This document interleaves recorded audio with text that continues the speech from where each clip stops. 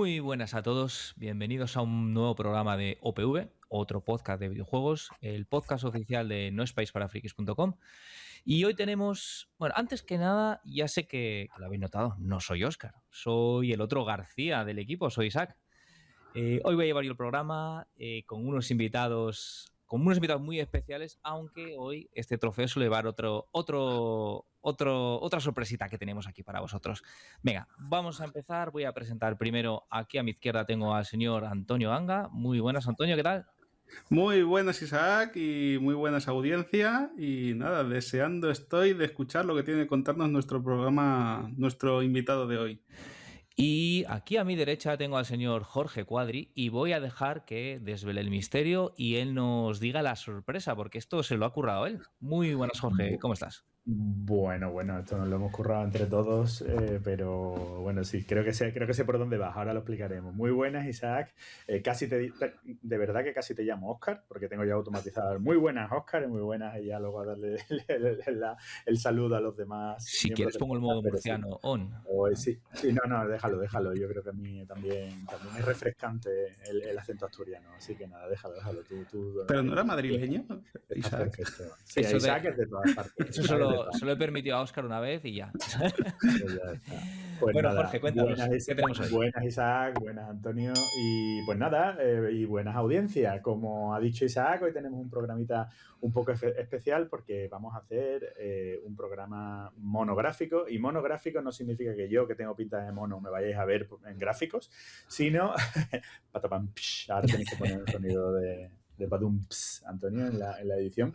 Lo que significa es que vamos a pegarnos una tremendísima chapa entre nosotros y con un invitado muy especial sobre un juego que nos ha impresionado mucho y que nos ha causado muy buenas sensaciones en este pasado año 2025, que no es otro que Cronos de New Dawn, la aventura de Bloober Team que se publicó, como decimos, en 2025, y que es una propuesta de survival horror de lo más clásico, pero también de lo más original en muchos aspectos, y además hoy tenemos la suerte de que vamos a poder profundizar en el desarrollo del título, en su narrativa, en su historia y en un montón de anécdotas alrededor de él, pues con uno de sus padres fundadores, uno de los máximos responsables del desarrollo, que no es otro que Grzegorz Like, que es el lead writer y narrative design leader del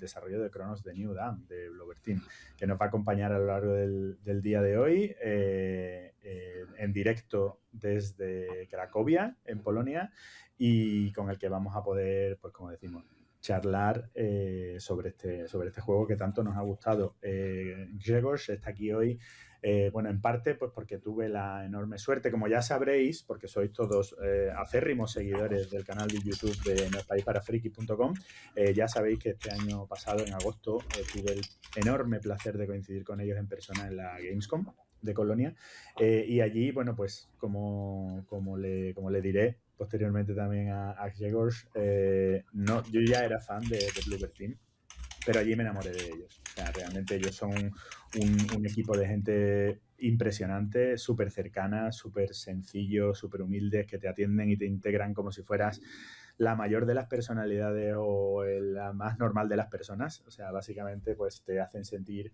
súper querido y súper escuchado, y pues allí estuve con ellos encantadísimo. Tuve la oportunidad de conocer a Grzegorz y aparte de otros miembros del equipo, y gracias a este feliz encuentro pues mantuvimos el contacto y se ha ido fraguando pues esta entrevista también, pues que tenemos la suerte de tener hoy con nosotros y de la que vamos a disfrutar pues como gorrinos en un charco, como dijo el poeta.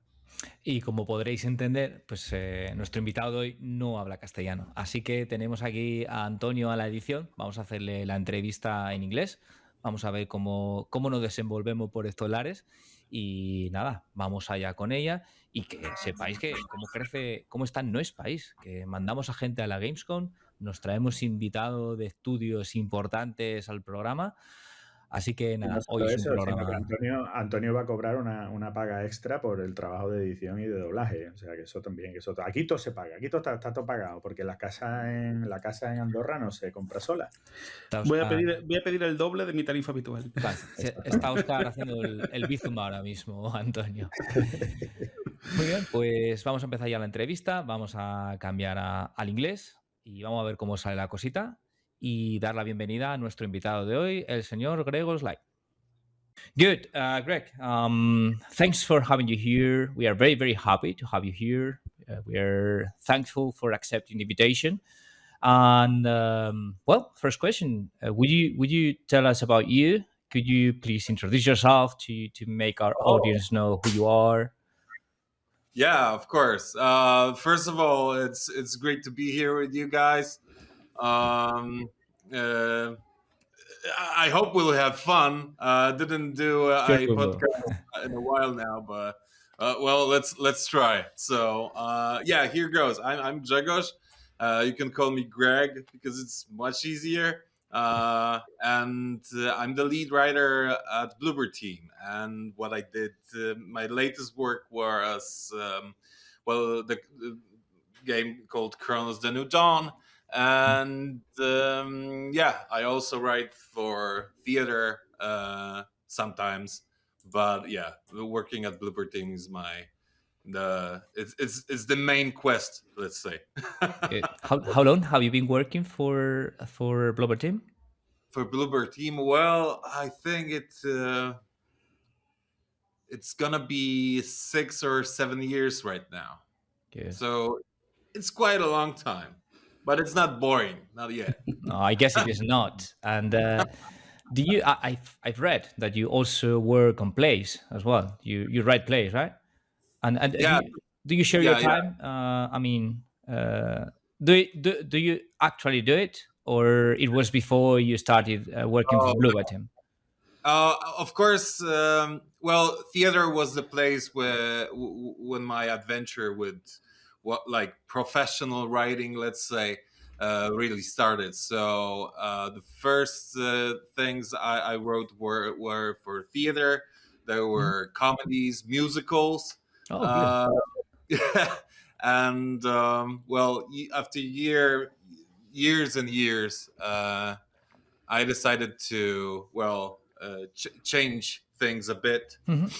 I started to looking for work in the game industry, let's say. Oh, okay. At first, I was a freelancer. So for instance, I did some work with the game Darkwood by Wizard Studios. And after that, I went to I've been to One More Lever for like 2 weeks, and then I come to Bloober Team, and here I am right now. But I still sometimes, and I very cherish my friendship with the Baraka Theater. It was when it all started, and I still when I have time, I plan things for them. I want to write for them, and I think 3 years ago or 2 years ago, I wrote a couple of plays for them, and I still look forward to working with them. But you know, it's sometimes it's hard to make the schedule work without burning yourself out. But I did a wonderful. I mean, they did a wonderful adaptation of my adaptation, my screen right of Twin Peaks, and yeah, it was awesome. They still playing it there, and also like a play inspired by Rosemary's Baby. So yeah. Horrors all around, theater, games, whatever you want. No comedies, anymore. Okay. I was going to say, Grzegorz, that actually I was very surprised when I started looking a little bit, stalking your career a little bit, and I discovered that you actually participated in Darkwood, which is also a game that I have had the chance to try in the last Yeah. months. And yeah, as you say, horror everywhere, man. I mean, everything you touch turns dark and creepy and extremely well Disturbing. told, of course, I have to say. If I may, I am going to do a very, very small recap of what I got was your, well, for what for me were the highlights, so to say, of what stood up for me of your participation in the video game industry, and then you can maybe tell me what's the more significant of each one of those steps, or what you would highlight of Okay, some of the sure. of your past. Okay, so if I am not mistaken, then you participated in 2017 in Darkwood. Then you also collaborated, if I am not mistaken, with the developers One More Level in Ghost Runner, actually, Yes. which I was also very surprised to hear about. And then after that, the next time that I found your traces in the video game industry were already by Bloober Team, Yeah. where you joined, well, at least in the first product of Bloober where you appear is in the Medium, actually.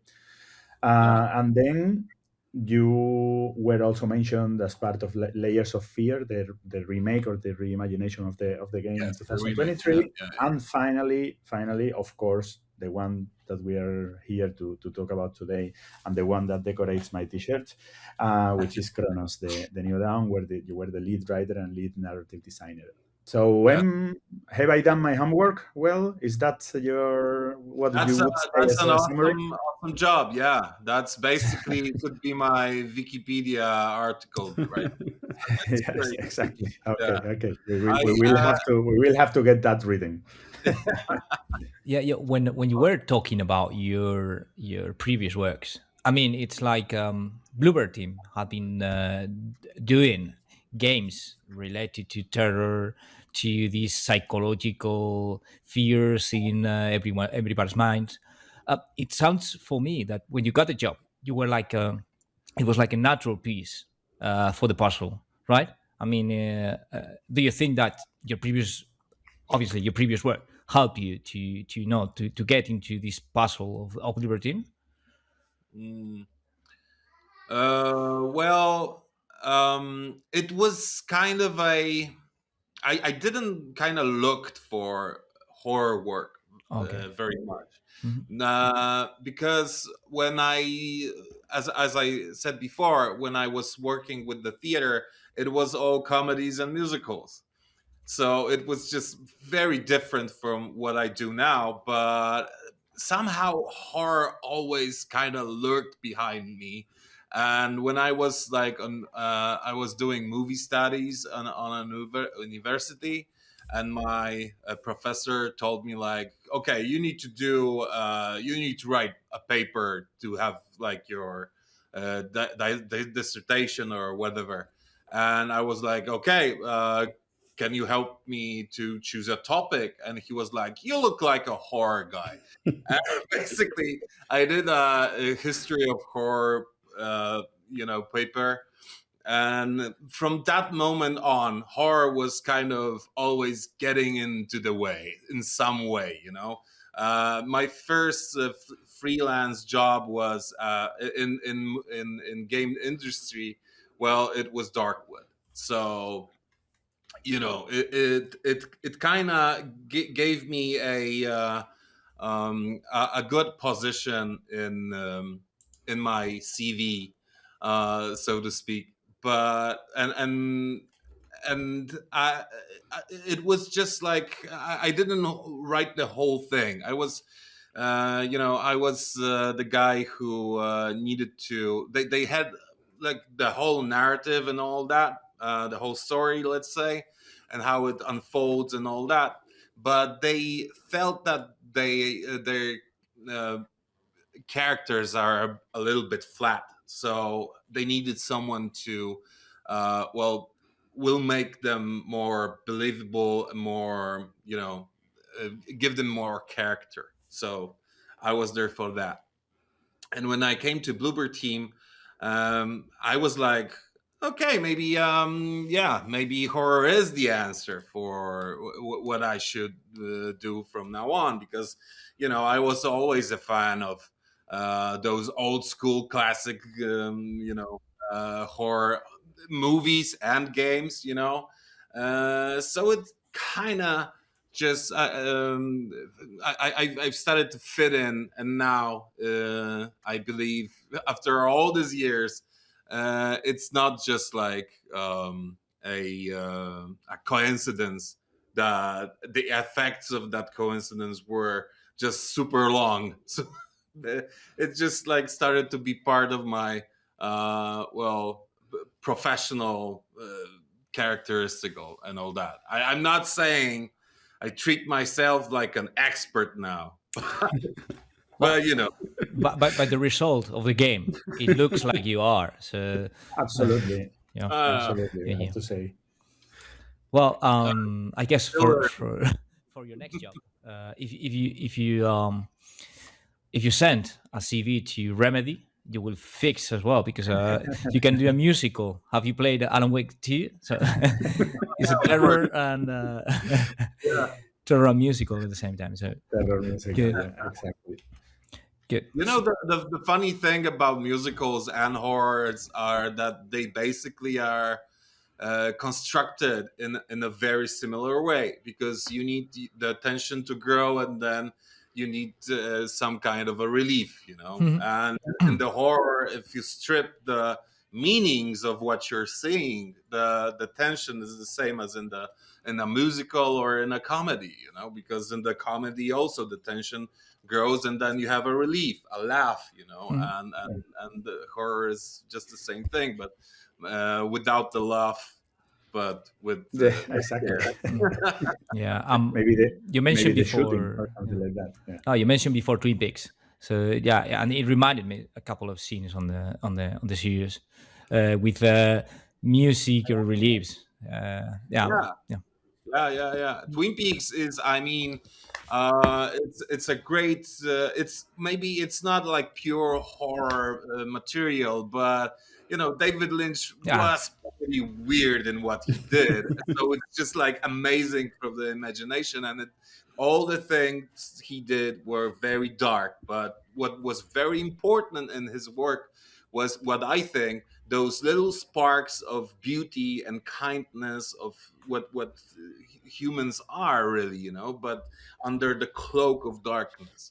So those little sparks, bright, very, very, they shine really hard in this darkness, and that's the beautiful thing about David Lynch, I think. And what we are trying to do here in Bloober Team is also like this. Like you've got a post-apocalyptic world with monsters and robots and everything, and then they talk about cats, and suddenly you're like, oh, all right, so okay. I enjoy it, petting the cats in the game. That's a super interesting point, because when you were talking about like reliefs after the tension moments, I was thinking, trying to find in my mind what were those reliefs in Cronos, because actually the whole world in Cronos is pretty oppressive, and not only from the obvious perspective of things trying to kill you, but also from the psychological perspective, because you feel actually how the traveler suffers and is under pressure because of all the circumstances. But of course, cats were delightful. I mean, every time my colleagues know me, every time I find the possibility of petting a cat in a video game, the grade that I give the video game rises like 3 points, and in this case it wasn't different. I mean, it's a really beautiful way to put a little bit of warmth in that terrible world that you imagined. And given that you also mentioned before when we were off the record that you were actually where you were right now, I wanted to give you also the opportunity to talk a bit about Nova Huta, actually, in All right, Krakow, yeah. which is the quarter that started or inspired somehow the concept of New Dawn, where Kronos develops. And yeah, maybe in that way we can jump straight into the game, right? So and my first question about that would be, is it the concept of Nova Huta and the relationship with with the fictional city New Dawn the root of the origin of the story of Kronos, or does the story comes from some other place and you decided to locate it into this fictional town that is Yeah. inspired in Nova Huta, and then everything developed itself in that direction? Yeah, well, when we started to think about what Kronos should be, we were experimenting in a way, and also we were like at this point we started to be experts of putting Poland into our games because we did it in the Observer and then in the Medium, and but this wasn't like a decision. Okay, so we're doing a sci-fi thing in Poland. That came a lot after we decided on the main things, the most crucial things, because we knew that at this point, well, Silent Hill is in development, and it's I think it was halfway through its development, so we needed a thing that will be completely different from from Silent Hill. And we saw that as an occasion to do a game that is really inspired by all the things we loved when we were growing up and being accustomed to art and to popular cinema or games. And we decided this should be sci-fi, like old school sci-fi, but what inspired was the concept of this kind of weird astronaut in the place that wasn't supposed to help him in a way, like in a weird village or in some forest. You don't see astronauts in that kind of environments. But then we, as the idea developed in the way of aesthetics, let's say, and we were looking for the aesthetic language to tell that story, we discovered that this kind of concept of the astronaut, as we called him or her then, was cool if we would do some retrofuturistic things on him. So we discovered cassette futurism, and we decided to go in that direction. And then we tried to blend that cassette futurism with something interesting. So, well, the rural village wasn't pleasing anymore. So we looked further, and we end up doing concept art of this character on a blockhouse, environment, and decided that this kind of brutalism and oppressive architecture was a great blend for this cassette futurism of the futuristic, retro futuristic character, and the other thing. So we blended, and then we were like, okay, so if this needs to be on a blockhouse to work, maybe there isn't a better place to do that than the place some of us were actually, born and still live. And therefore we could do another game located in Krakow. So win. Everybody wins. So we decided it's gonna happen in Nova Huta.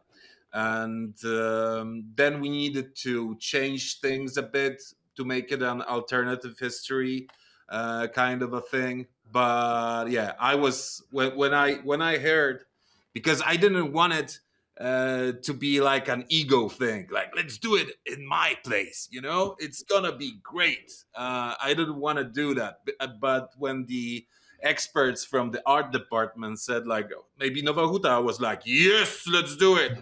Yes, of course we need to do it then. So I was like, I was very hot on advertising that idea to put it over there, because I think like it's not only about telling, like smuggling a little bit of yourself into the story, but also it's about I know the people there, I know the history of that place, and some of that history, well, my ancestors took part, so it will be for a writer a great kind of a thing, because I don't need to do really much research.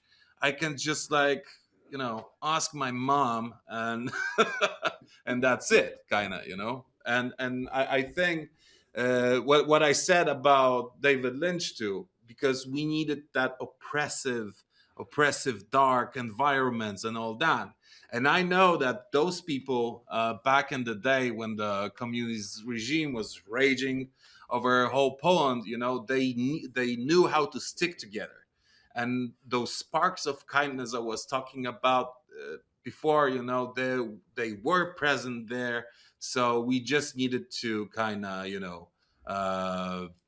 bring them up a bit, find them, and then just write a story inspired by those. And there you have it. That was the beginning of the whole idea. Yeah, And, Antonio. talking about inspirations, there are two products that came immediately to my mind, and it's The Thing and 12 Monkeys. But I'm sure there were many more. What other products inspired you when writing the story of Kronos? Can we talk spoilers or? Yeah, full spoilers. I was going to say we didn't mention that, but you don't need to care about it. So we are going to say All right, this is sure. absolute spoiler full program. So go ahead. Yeah. Okay. Cool. So there was a lot of things, and we didn't want it to copy ourselves, doing another kind of Silent Hill thing. So we really went for retro vibes. So the 80s. And we just like, because we all grew up in the 80s, and we all like kind of love all those old horror movies like the Terminator and all that. So that was obvious.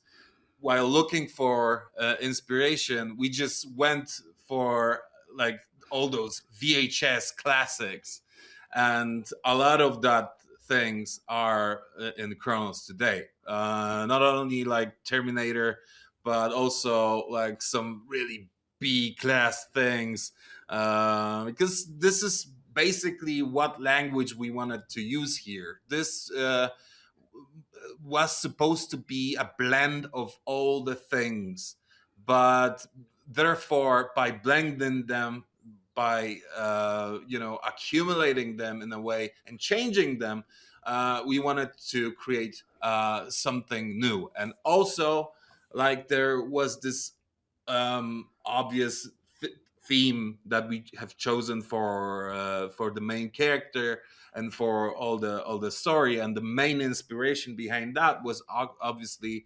Mary Shelley, Frankenstein.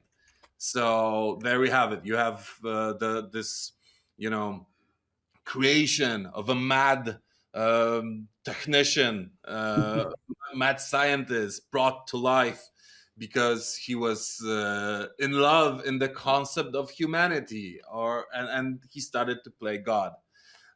So this was very similar to what we wanted to create in Kronos, to make it ultimately a story about humanity, and Mary Shelley and Frankenstein does great work of that. So also, like, when we were kind of dissecting the whole thing, when it was already like half written and all that, we kind of understood that this really is a story of trying to save humanity and discovering humanity in yourself in the process. So the traveler starts very cold and strong, military, very robotic, and then she evolves and at some point blossoms. And we couldn't achieve that without two things. And the first was Kelly Burke and her awesome work as the traveler, because she really knew. She also is a great Frankenstein fan, so and she knew what to do with that character. She basically, we worked with her before in the medium, and she was playing Marianne, so completely a different character, more girl next door kind of vibe, main character, but with powers. And the traveler, well, she's a walking fridge, basically a robot, and then she evolves, she breaks wonderfully, and yeah, that was that. So she did a great job doing that. And the other thing was petting the cats. It's very important. You see, this is important. I mean, you can feel that. Desolated future in this desolated, city, completely ruined. There are just like two robots talking to each other, or like synthetic organisms. I don't want to spoil the thing. But yeah, talking to each other, and you need those sparks, right? So she obviously meets people, but also she meets cats. And do not underestimate the power of meeting a cat, because you can write like scene after scene, and they're very dramatic. And the work what the petting of a cat does compared to that, it's like humongous.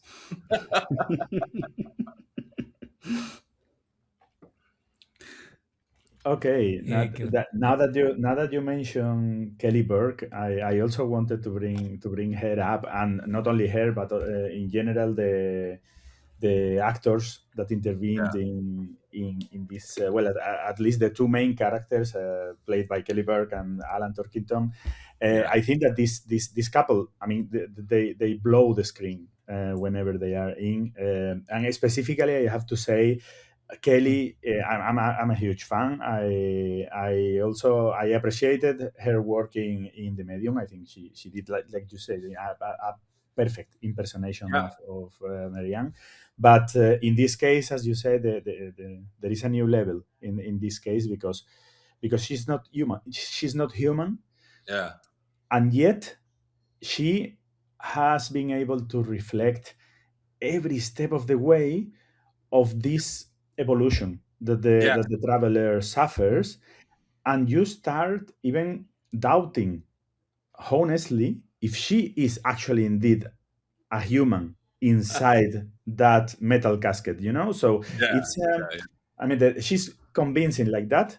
And I wanted to ask you how was working with them, up to which point did they involve themselves, so to say, in the story, because sometimes voice actors, actors in general, in video games, sometimes they only get like lines that they need to read, no context or little context and so on. But in this case, I think at least for the final result, one can feel that they have been driven into the story, right?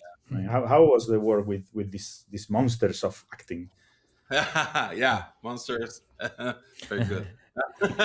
Well, you said about just giving lines to actors, and I know that some studios do that, but luckily we never saw Bloober Team as guys who should do that, because we really I don't want to say that like the others don't care, but we really do, and we always try to give the actor something to work with. So obviously the main characters always get the whole script written like a piece of literature, so they can jump in, they can read it through a couple of weeks before we start shooting. So in that process, we also connect via internet. We have like Zoom calls, and they have questions we are trying to answer. And then that's that. So we always try to kind of care about that. Yeah, Absolutely. By the way, if I may interrupt, I even read in a post of yours in your blog that you do table reads with the actors, like in theater plays and in movies. So that's awesome. Sometimes we did a thing like before actual shooting the scene, we were like reading it all that, and also like in the team that is involved in the cinematography of the whole thing, we before starting shooting, we sit down and we just read the whole script, and they are like, can we cut this? And I'm like, no. So that's the thing. And these guys, Kelly Burke and Alan, I mean, awesome. Alan was great for the role because we wanted someone like, you remember David from Prometheus? We wanted someone who has this kind of very soft but strong voice, that is gentle but in a way foreboding. Something's not right with this guy, but you want to talk with him, and he talks beautifully, and you want to listen to him, despite the danger that he's basically a spider on a web, and you're in that web because you're the fly. And Alan had that because he basically, beside theater work and voiceover work, he also does the voice on the television. Like, he's a speaker. And he has this kind of trailer voice quality. So we really wanted to use that, and at some point even he started to go too much into that, and we were like, wait, let's act, okay? Let's go back and think about that. But he's great. Everything he just says, it's starting to be golden. I don't even need to write good dialogue with him, because he's just like, I am the warden, and you go, oh cool. Yes. And obviously he definitely knows how to be a walking red flag. that's also very, very impressive from the acting in the warden / the explorer, the pathfinder, because he creeps you out from the very beginning, even though he suddenly turns out to be a friend, and his environment is your nexus somehow, and you go there to rest and to recover and to power up your gear. But this guy, he's a red flag, and he knows how to do that very clearly. I can fully understand what you mean, that when you say you had to stop him down, because you still needed to keep a little bit of tension in the player, right? Not to really discover that this guy was dangerous.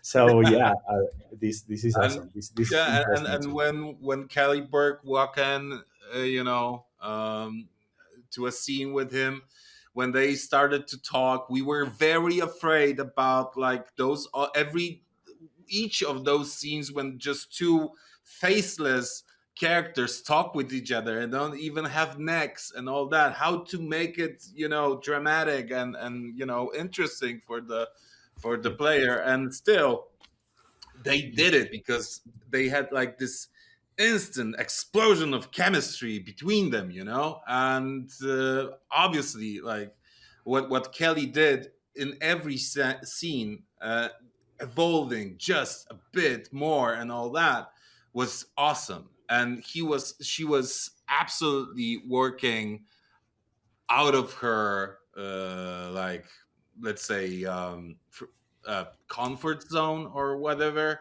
She needed to, and she wanted to do that. She wanted to invent that character from absolutely zero, you know. So we talked about how does she breathe, does she breathe, and how does she talk, does she talk from her mouth apparatus in a way, or it's just like a speaker somewhere here and there, the whole contraption and all that. So we invented the whole thing in a way. And well, Kelly is she the voice that she's doing in the game is obviously much lower than her normal voice, and so she needed to do like exercises to go down there to change her voice, and the effects were, you know, you heard them, awesome, you know. And when you hear her in normal life, it's just like she's the same person. Wow, okay, cool. One day we had a recording session, and then she invited us for her like a concert. So she was singing in a completely different key. So I think that was a exhausting day. But you know, they are geniuses, so they do things like that, like superheroes. about that expressivity, I have to say that I thought many times during while playing Kronos, I thought about the Mandalorian, you know, Yes. and Pedro was about to Pascal, say that. because he's such he's also able. I mean, or in this case, Kelly and Alan, they have been able to also do something that I first saw in Pedro Pascal a couple of months or years ago, to impersonate. But Pedro has a neck. He can do that. Yeah, exactly. And they even and Kelly and Alan, they didn't have that that way to express things. So it's amazing. Or voice acting. Yeah, and also gestures, slight gestures that give I think a lot of meaning to what they're saying. When I was a little kid, when I saw Star Wars, I was like, "Who is that guy?" And my older friends were like, "This is Boba Fett, you know, he's the famous bounty hunter." And it was like, "Oh shit, he's great." Does he plays a big role in the movie? No. Does he says anything? No. And that was awesome, you know. And really, when the Mandalorian came out, I was like, okay, so let's see some more of those cool guys. And I really think they did a great job doing that, because it was kind of like giving justice to all the comic books, like the expanded universe, as they called it once, right? So that was cool, and we really wanted for the travelers to have some of that kind of, you know, thing. So because well, Mandalorians have this credo of being a warrior and all that, and we were really interested in making the travelers kind of a, let's say, a tribe, few units that have really a kind of a cultural identity or something like that. But the fun thing about them is that there's only one activated at the time, so they speak to each other through those travelogues. And this is their culture, you know. One guy at the time, but they kind of record their voices. And when that kind of idea hit us, it was like, started to be like poetry, you know. It was very inspiring and metaphoric, and that was very, very cool. So we Started with the Mandalorians go, maybe a little bit Fremen and everything, and then we ended up with the Travelers. But they were, we wanted them to be a group, some kind of culture. They to have a saying. So they have this, such as our calling, and the Mandalorians have this is the way, which is basically the same thing, right? But Exactly. Well, yeah, I don't know if you're aware of it, but in Spain we didn't get the game translated. I mean, so we could appreciate the original tune of the game. So in the end, it was better in this way, because maybe if we've got Spanish translation, we have missed, this good acting of the actors, that and the tune of the game. So we're happy. You the voiceovers. The voiceovers, yeah. We got just subtitles. Now, yes. That's So the full game, the game was in Spanish. It's fully understandable by somebody who doesn't speak English, but the dialogues and such, and it was not dubbed in Spanish, so to say. It was good in the end. We could appreciate the. Well, to be fair, it's not we didn't do the Polish dub too, so but it's because you do want to do that. You want to introduce the game to a larger audience. Why wouldn't you want that this is why you profit? But we didn't have time to do that. It was just like organizing the whole process with the timing we use to make a game is just like it's very hard. It's very complicated to kind of do that. But at some point, some of those things come after, in like additional kind of contents and all that. So fingers crossed. Good. With these voice actors, we don't need dubbing. I mean, it's enough with subtitles. No, it's enough. I know. What about maybe they should learn Spanish and then it was better this way. Yeah. Well, let's talk about the soundtrack. I mean, is this kind of new wave sounds we get in the game? Is it part of your ideas, or does the studio say this has to be the soundtrack we have to use, or how do you work on it? Well, luckily, this was another game in Bloober Team's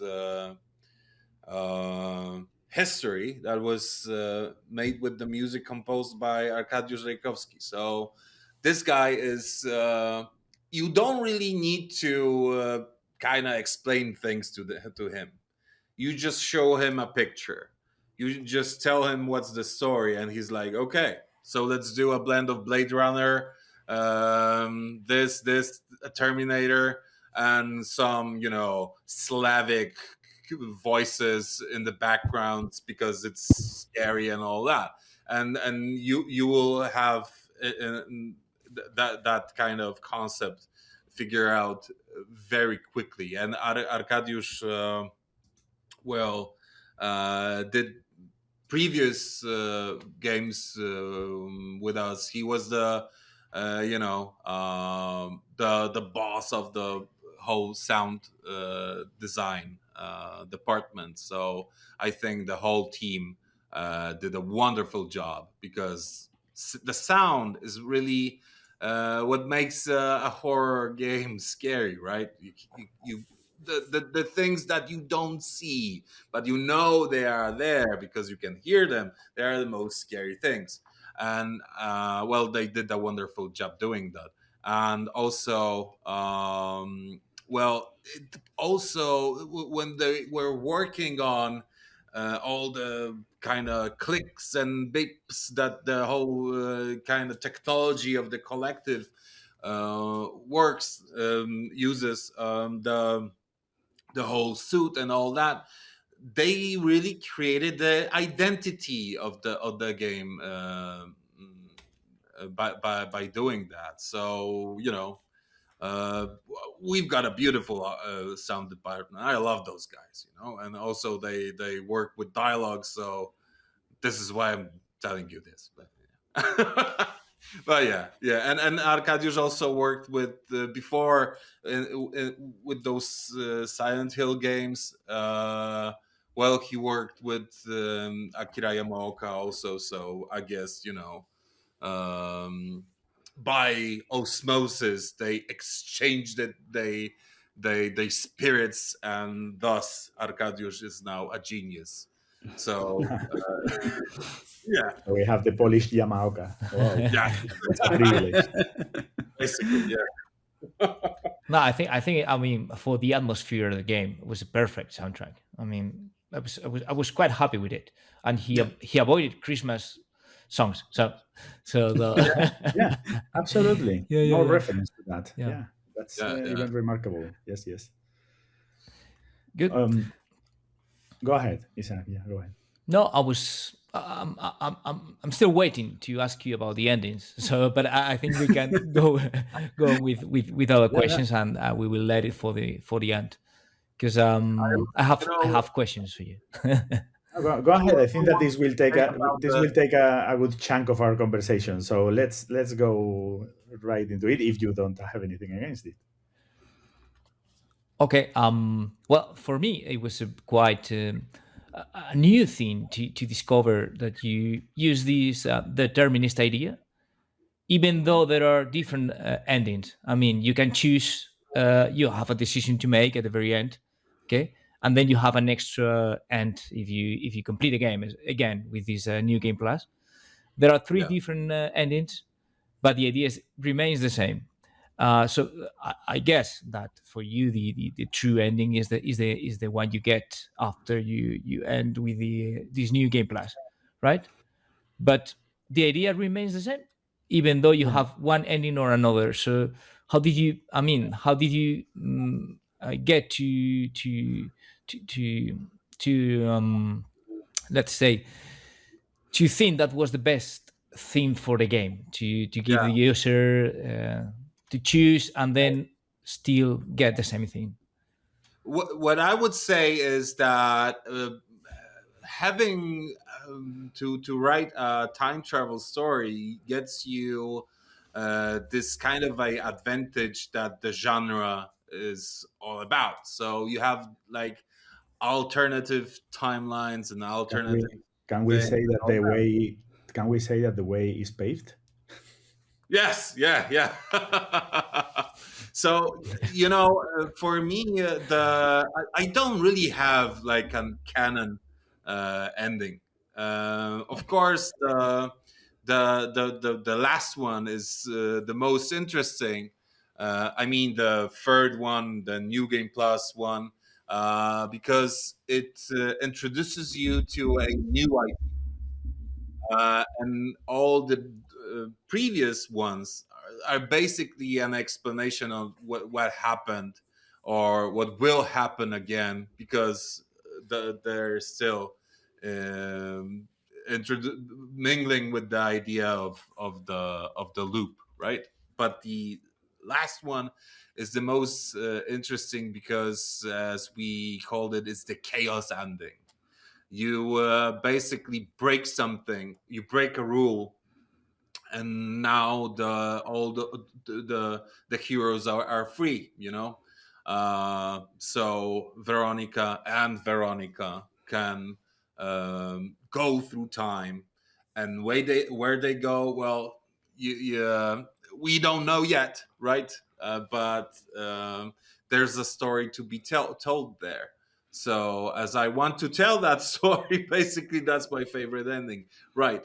But I still feel that it is important for the player to decide on their own, and I think we wrote that endings um, in a manner that if someone says, okay, so I basically shot the guy, the traveler is well, she's free because she ceased to exist, and now Veronica goes back to find her true friend, not a artificial one, but she goes back to Edward, and I think that's also like a beautiful ending because those two, they know that the world is ending, but they still want to be with each other, just to have spent those few hours together before the whole thing go up in flames. So yeah, so someone could say like, "This is my canon ending," and I writing those as alternatives, we wanted to make sure that uh, each one of them works logically and doesn't change the way you perceive the endings. They kind of coexist in some manner because it's a time travel story. Okay. Without that, it doesn't work. But Okay, so if you had to start a sequel, well, yeah, I guess you would say, okay, this it starts where the third ending ended. Would you say that? Or it would be we would go back to the loop, and then you would build up a new story. I think people. I'm not trying to get any information, right? If you're planning for a sequel, that's not the question. But, I think we would start in a different place. I think as we have broken the loop, it should be a thing for the original game. This is where we leave that idea in a way, and we should go somewhere else, explore a different kind of a timeline or world, but maybe use the same characters and push their story further. Because well, it's interesting how the idea of the whole world, I don't want to say universe, but the world of Kronos is built, because you can basically change the times and it still works because you have the travelers and they travel through time. So you can change basically the place from Nova Huta to Madrid, and you have a story located in your places. So cool, right? I hope for for that story to be told someday too. Yeah. And also, like when I was in games at Gamescom last year, we had this guy, our friend Ricardo, dressed as the traveler, and basically because he did all the cosplay for the traveler, he looks great. He doesn't see anything, and he dies out of he can't breathe, and walks like he's about to die, but he's doing a great job and he looks great. So we took him to the booth of Silent Hill with the Konami thing, and they had this like beautiful Japanese temple there built, and we took some photos, and when I saw them I was like, oh shit, I want to do Kronos in Japan now. You could see the bulb here on top of your head. Yes. Damn. Yeah. Okay. Yeah, and I'm doing a lot of. You know that in the English language, they say wishful thinking when you are thinking something that you wish for. I'm doing definitely here. I'm doing wishful listening. So I'm getting all kinds of conclusions here that. Kronos 2 is coming, the new adventures of the two Veronicas going around in time, and that we will have a Kronos version in the Japanese 60s. So wow, yeah. My imagination is now blossoming with ideas. Welcome to my world. Well, you have mentioned Silent Hill T a couple of times. So would you say this hit that was Silent Hill T by Bloober Team affect you in a positive way, or maybe it set the expectations very high before Kronos was released? What do you think about it? Well, The relationship between Silent Hill and Bloober Team is a long-term relationship, basically, because even before Konami reached out to us, we were fans of the whole franchise. It was like a classic from our childhoods or teenage years, or early adultery and all that. So we played the hell out of that game, and we wanted for our every game, when we started to grow up as a company, to be like Silent Hill. So when we started to work on the medium, it was really a game that kind of pushed us into that field, that we are not doing any walking sims anymore, but we have changed the perspective to third person. We started to do interesting cinematics and all that, and I think that was a really great push forward. And then Konami, after that game, reached to us and said, okay, how about doing like a Silent Hill game, not a game inspired by Silent Hill? How about that? And so everybody was ecstatic when we heard about that this is possible. Of course, the stakes were high, the stress levels were very high.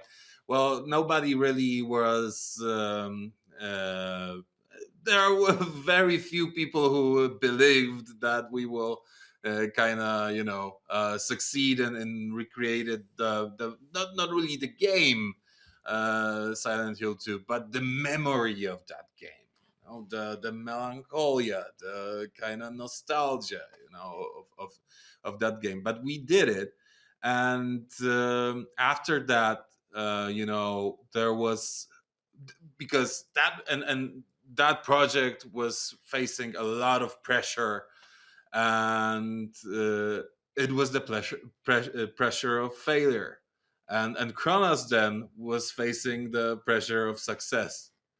So we did Silent Hill 2, but what now? Do people will still trust us as game developers if we will tell them a story, but our own voice, And luckily we pulled it off.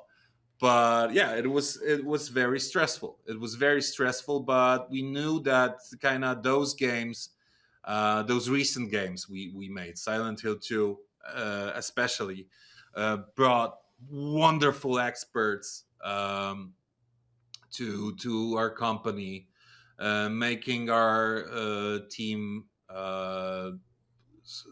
much stronger in terms of know-how and and experience, and we still learn a lot day after day. So and yes, of course, we have two teams working separately. So one of the teams are working on Silent Hill, and the other was working on Kronos, trying not to be similar to Silent Hill 2 too much.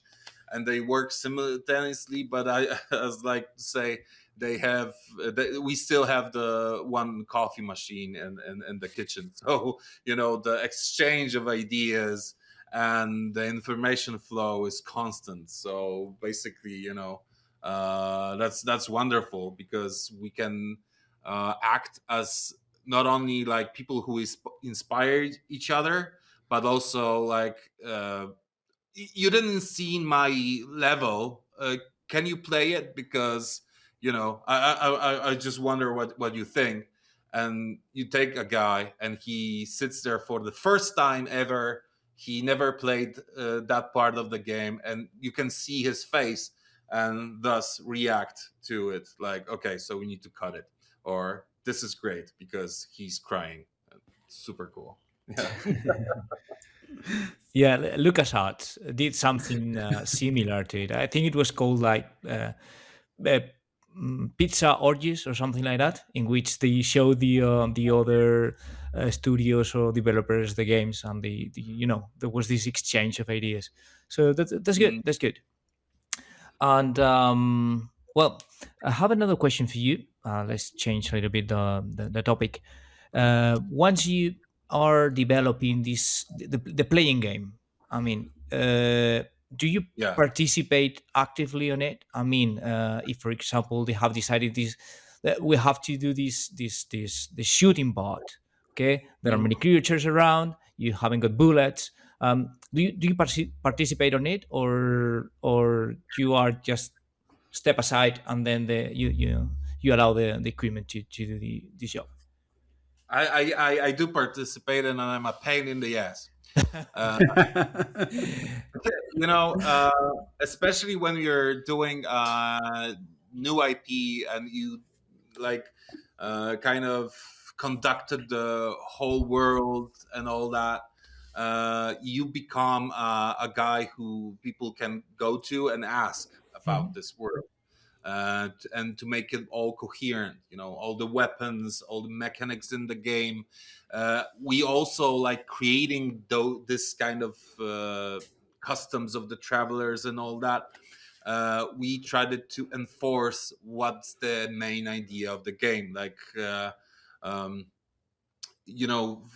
for instance, they have this saying like resources are scarce. You need to work with what you got and all that, and save bullets, because the main the main mechanic in the game is basically you need to shoot good, because you can go out of bullets and then you're basically screwed. So we wanted to enforce that in a way, and we really work very close with other, as narrative designers, we work really close with other departments. So not only with the art, but also with the 3D artists who needed to recreate some places. I still remember from my childhood, like a bookstore where my grandfather bought me like first comic books that kind of shaped me, Batman and Star Wars and all that. So I really wanted that place to look like how I remember that thing, And I was like, like a Silent Hill 2 fan. You better make it right. You better, So I was a pain in the ass, but they did a wonderful job recreating the whole thing. It's just like my memory there, And also, like, we work narrative designers, like we decide where dialogue triggers are and all that, and we decide on enviro storytelling and all that. So our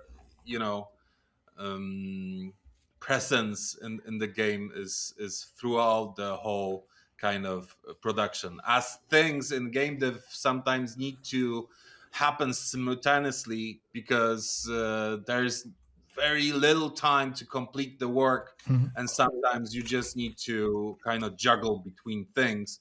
And like working for theater or a movie set is completely different, because once the script is done, you're not very much needed. You can go home basically, because the other people will take it from here on and do their jobs, and you're just like crowding the place.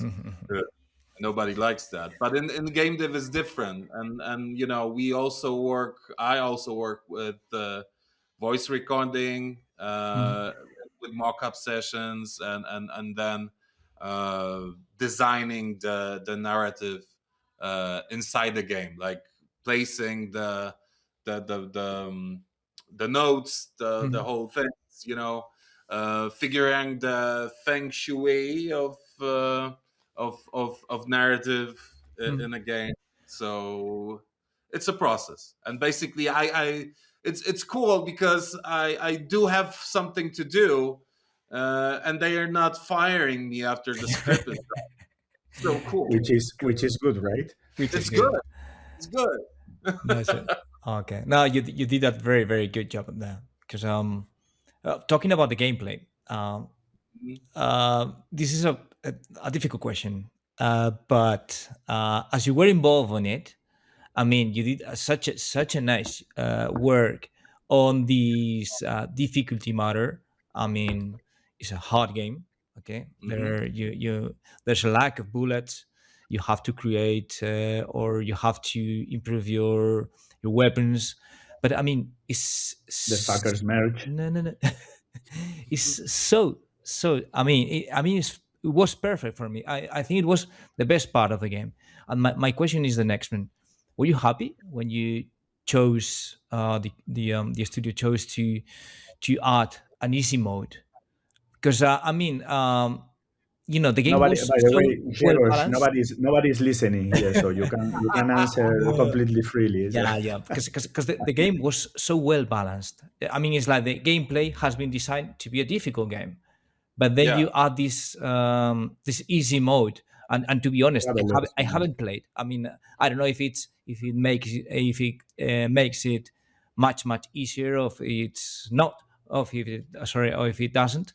But were you happy about it, or do you think the spirit of the game misses because of this easy mode? This is actually a great question, and it's hard when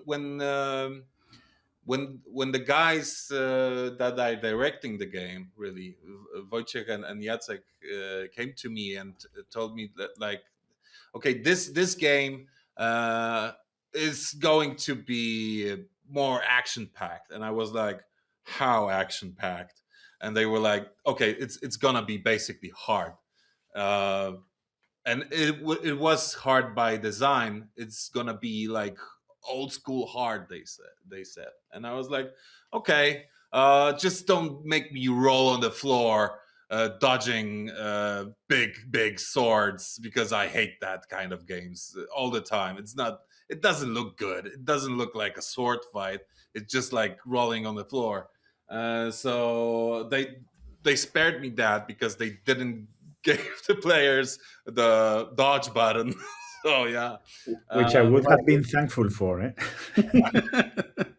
yes, I kind of at the very beginning I really sucked at this game, but after, I think, thousands of hours, and I'm not exaggerating, because I was testing how things work, if they work good, and well, we were inventing things, so we needed to play those kind of rough encounters and all that. And at some point I was doing it without god mode and all that, so, and I was like, okay, maybe I do have a lot more experience than a player that, for per se, they play 2 hours of the game, or maybe they are finishing it up a second time, so it's just like, I don't know, 20 hours or whatever you want. Uh, but I didn't found it like hard in a way that you need to be very agile, like dexterity wise. It's just more like the battle you do before the battle, and it's in your head. You need to kind of strategize. You need to choose your items wisely, and if you're good with that, the whole game becomes, I think, more easier. And thus we didn't want it to put an easy mode when it was before the premiere, because we felt that it's all right if the player just plays by the way the game telegraphs. This is how I want to be played, the game says. So if we thought it's cool, it's okay, but then at some point people started to like write on social media, and like on those Twitter, Facebooks, and everything. And they were like, that's such a good game, but it's just hard for me. It's just too hard for me. And I was like, well, the guy wants to know the story, then he or she, they want to know how the whole thing ends. So but they just can't you hear the community, so I mean it's fine. It's fine. We were like, okay, why we need to be cruel? Why we need to be like get good and all that kind of thing? Games are for fun, and if you and to tell a story, to hear a story, and if you're like, well, die hard and don't want to be really kind of I don't want to play easy games. Well, the old mode is still there. Yeah. Still the same game. You just click the other start and it's easier, and it's not that easier. It's just like well, the HP of the characters are a little bit different. It's, it's still the same game. It just have another mode. So with that, I was like, okay, if we would do a decision that would call for changing the original game, that would be a problem for me. That would be like going back from an idea, from a vision, from a plan we wanted to realize, and that's kind of that is failing. That is basically, okay, we failed. Here's a new version, But I think everything is kind of good, and still those guys who just wanted to interact with the story more than hardcore action. Than suffering. You said now the word failing, and I think that this is exactly an example of the opposite, of a huge success. And the very fact that Isaac is now asking you about what do you feel about the difficulty and so on and so forth, I think it's a symptom that we are unconsciously blaming you for the difficulty, and this is a good thing, because that means that for us players, difficulty is intertwined with the narrative of the game, and this is also part of the miracle of Cronos, and this is what has also another parameter, another fact that has made this video game the wonder that it is in our opinion, because we really loved the experience.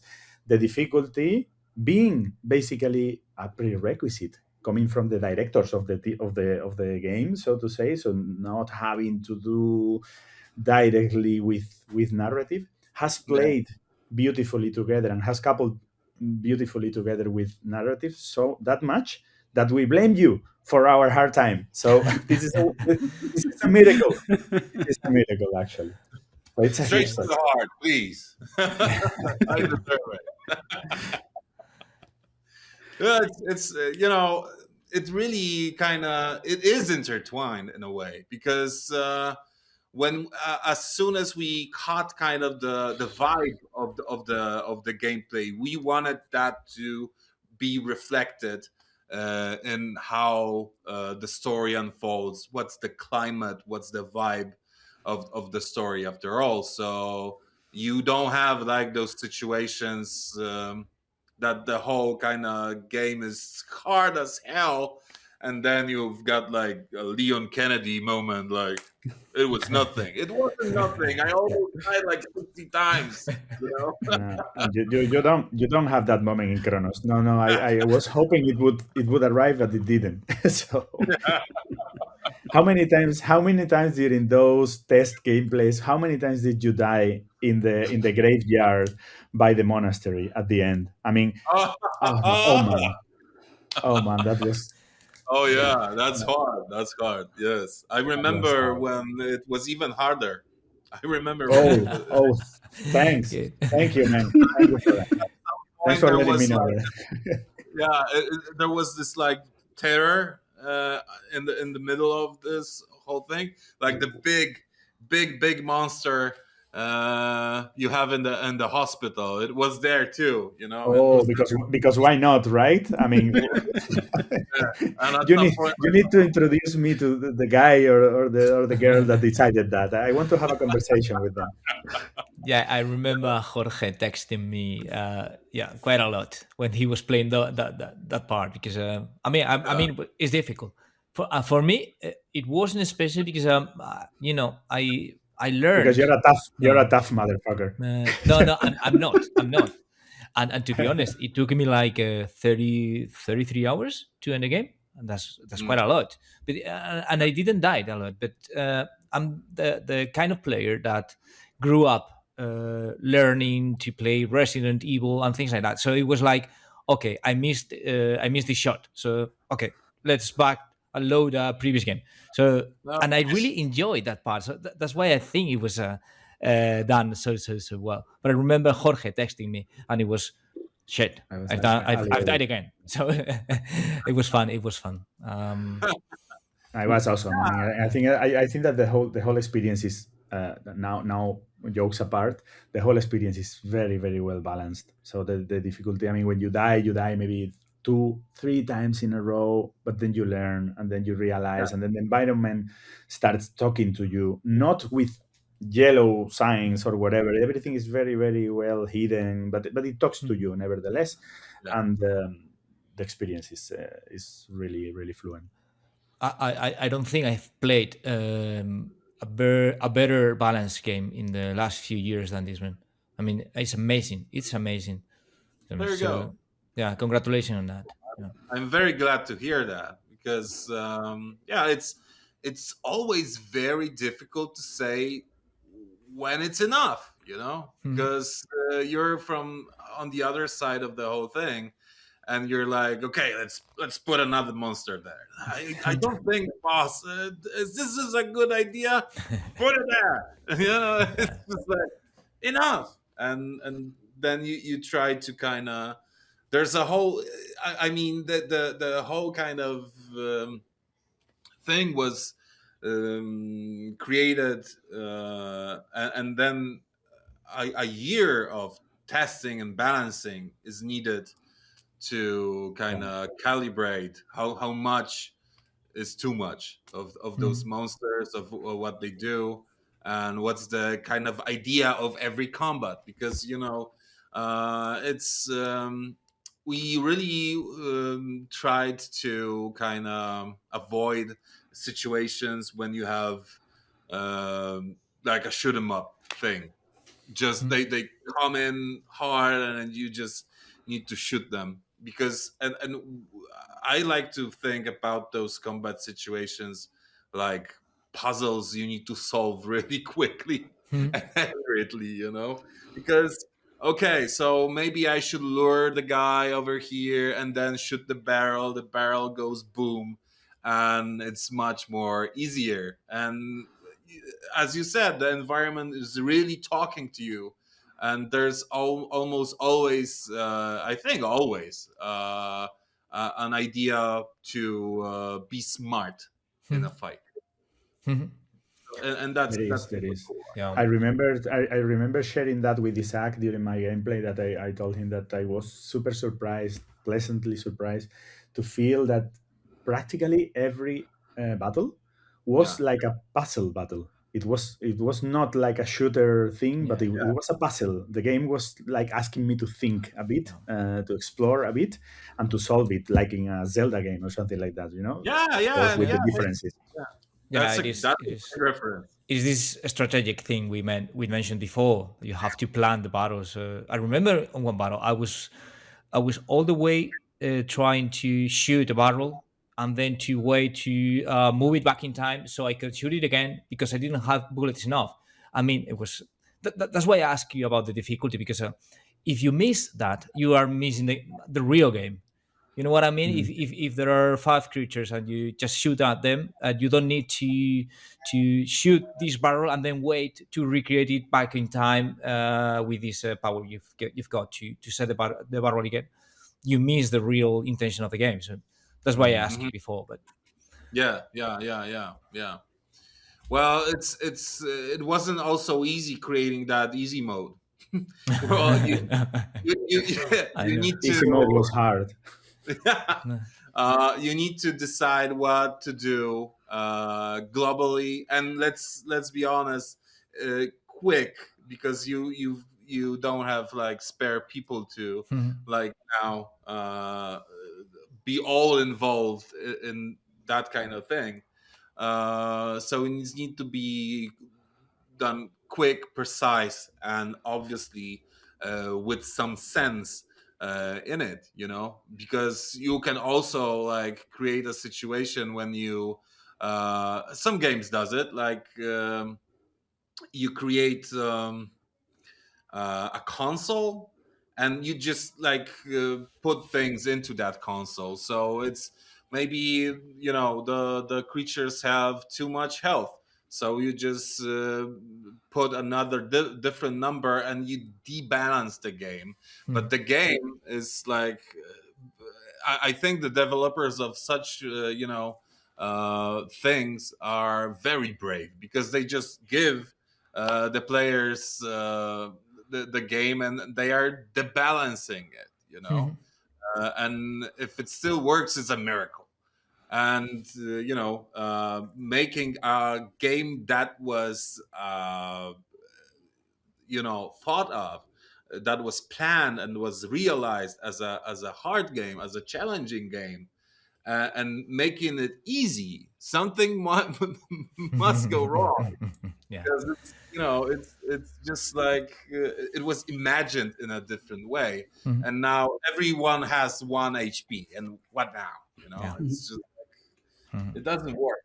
So you need to be wise, not to make it too easy now. Yeah, well, it could be worse. I mean, you are young, so let's cross fingers and imagine that in 20 years, someone tells you, okay, let's. It is not enough with easy mode. You have now to create a TikTok mode. So it's basically a movie, and people can just watch the game, and that's it. Wow. The traveler doing like this. And like this. No. Oh yeah, super cool. Yeah. Well, I have a last question for you. We've been recording more than an hour, and we have a tradition here in the show that every guest that comes to the show has to answer one question, the most important question of all. What are you playing right now in your free time?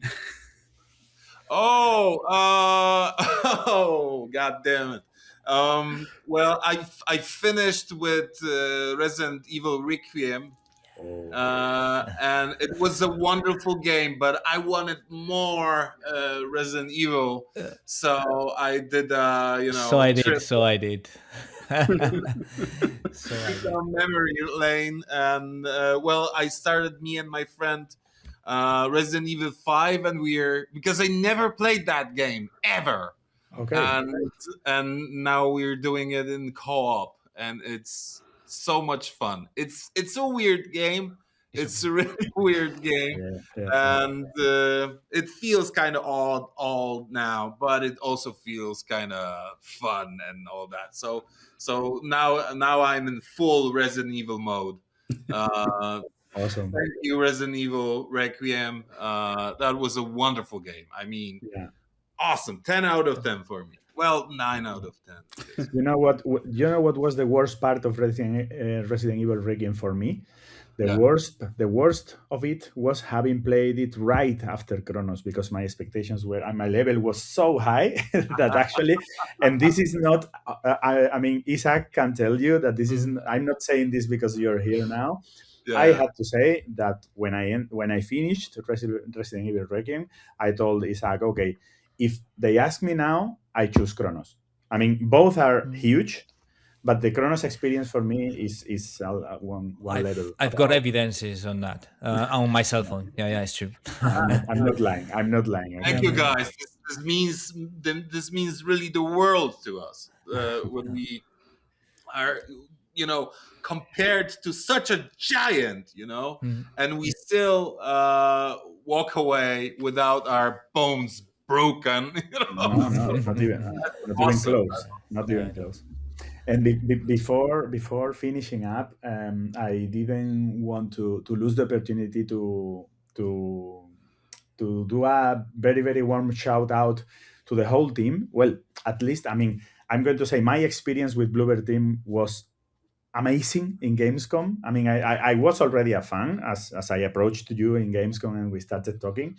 But since that moment, I am not only a fan, but I am in love with you guys. I mean, the warmth, the way the humbleness and the way the closeness of you guys, that how you treated me there at the booth, I felt so welcomed, so paid attention to, and so on, that I'm in love with Bloober Team since then. My colleagues can tell you that I haven't been I haven't stopped bugging them about my experience with you. So I wanted to thank the whole team, especially Laura Bernas, who was the one that actually gave me also the opportunity to try the game after you suggested to her, hey, bring this guy to the demo, and she found a slot for me, which wasn't easy. She also has been very, very kind when you guys also gave us the opportunity to review the game in our webpage. So thank you to Laura, very warm thank you to her, thank you to you also, Grzegorz, because it's a pleasure. Awesome. And also thank you and congratulations to the whole team of Bloober Team, because you're a special group of people, and I felt really, really well interacting with you in person in Gamescom, and you have also been super, super nice to spend this 1 hour and a half with us. Excuse us for stealing so much of your time, but this was great. So thank you. I wanted to shout out to the whole team. Yeah, the fact you are here today talking with us, I mean, and not just talking with us, is that I invite our audience to have a look at the YouTube channel, because it is you. It looks like you are really enjoying the interview. I mean, you are laughing, you are being honest. I mean, we really appreciate it. We are very, very glad you have been here. We hope to hear from you in the future. Please bring us a Cronos 2, please. Please, or at least something new of the Cronos universe. Now we are looking forward to whatever you do in the future. We will be paying attention to your career in the next few years, and I have to say thank you just for the game. I mean, it's a game I enjoy it a lot. When I say a lot, I mean a lot. And it's good to see that in the industry, this kind of classic games are still being carried out by I mean, such talented studios, such a talented people like you are. I mean, the story, I mean, for me it was not just the story itself, but the atmosphere you in which it is involved. I mean, the way the documents you find on while you are in a game. I mean, that's brilliant. And when you do something with such a passion, it is good to see. So thanks a lot. Thanks. It was very nice to be here with you guys, talk about Cronos. I really appreciate you love the game so much, from what I take. We try to be close to people. We try to be fun, because that's essential to what I think the whole hobby, the whole gaming industry should be about. We don't want to be stuck up and cryptic and all weird and all that, because that's no fun. We won't say names. I